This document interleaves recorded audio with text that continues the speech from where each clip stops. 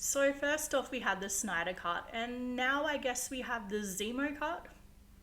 Well, obviously I'm not the only one that finds Zemo delightful since he's become such a fan favourite. And I've got to say, I've watched the Zemo Cut now several times. There's just something so entertaining about watching this guy dance. But unfortunately, we didn't get to see any more Zemo dancing in this latest episode. It was definitely a more serious episode.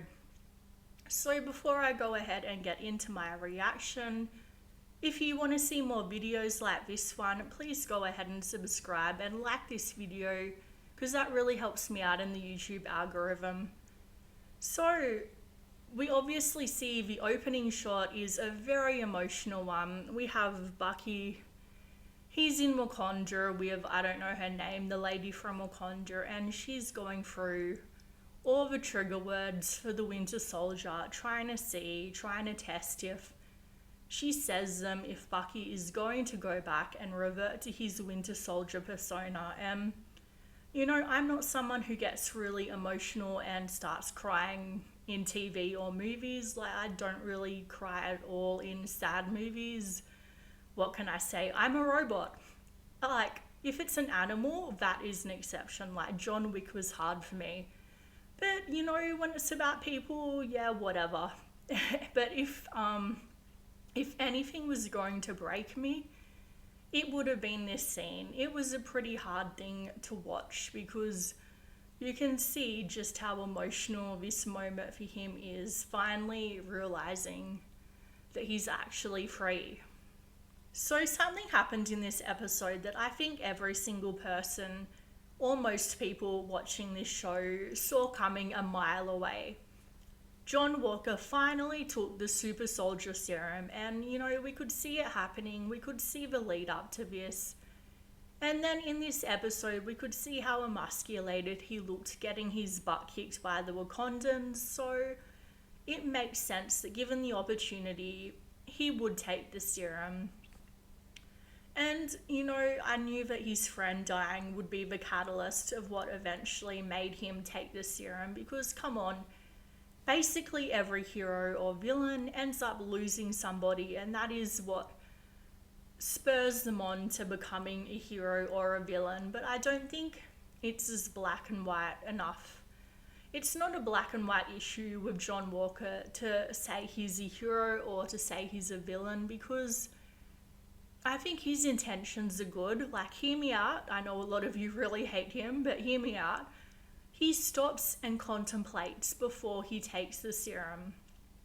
And I think somebody who just wants power, who doesn't care at all about the repercussions, wouldn't stop and consider, okay, what are the repercussions for taking the serum? The power could potentially go to my head, and that's what he stopped and thought about. So, I think he really does have good intentions. He wants to do the right thing, but I think he's really got a chip on his shoulder about all the superheroes that are just more powerful than him, and he's just letting his ego get in the way. So obviously he takes the serum, he ends up losing his cool, and in a moment of complete rage, he chops somebody's head off with the shield. And, well, I don't know for sure if their head is chopped off, but since vibranium, I can never say that word correctly, since it's what meant to be like the most strong metal in the Marvel universe, I think it's pretty safe to say that his head is probably completely gone, but obviously being Marvel, they couldn't actually show that. And then having the blood on the shield was really symbolic, and it's like, Takali, they're the superheroes, the Bucky and Sam, they're the villains, but to them, she's the villain. And it was really interesting to see how, in some ways, there isn't necessarily a right or a wrong, because the Avengers, let's be honest, they've done some pretty horrible things to people. Like, think of how Wanda and her brother became the way they became.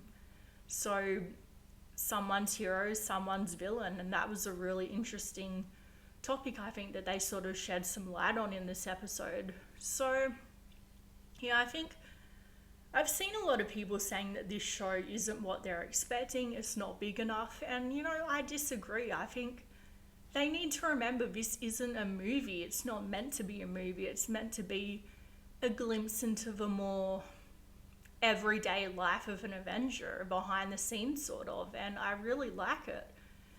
And, I think just give me more Zemo, to be honest. And talking about Zemo, we see him having that discussion with, I think it's Sam, and he's talking about how the serum corrupts people. And Sam's like, okay, what about Steve Rogers? He was never corrupt. And Zemo's like, okay, but there's never been another Steve Rogers. Like, he's the only one who has never been corrupt by the serum. Like, and it just made me so mad because, like, what about Bucky? Bucky was brainwashed. Like, I feel like the show continues to forget that Bucky wasn't acting on his own accord when he was the Winter Soldier. And now that he's been deprogrammed, he's done nothing but do good. So I think in a lot of ways he is the next Steve Rogers, So Bucky just doesn't get enough credit in this show, seriously. I feel sorry for the guy. He just needs a hug. Anyway, look, so this episode definitely wasn't as good as the last episode in my opinion, but I do still think the show is continuing to get better. And it'll be interesting how they wrap it up in, I think, it only goes for 6 episodes, so they've only got 2 episodes left. I could be wrong, correct me if I'm wrong, but yeah, it doesn't really feel like it's going to wrap up completely in 2 episodes, but yeah, we'll see what happens. So let me know in the comments down below what you guys thought of this episode, and like I said, if you want to see more videos from me, please subscribe.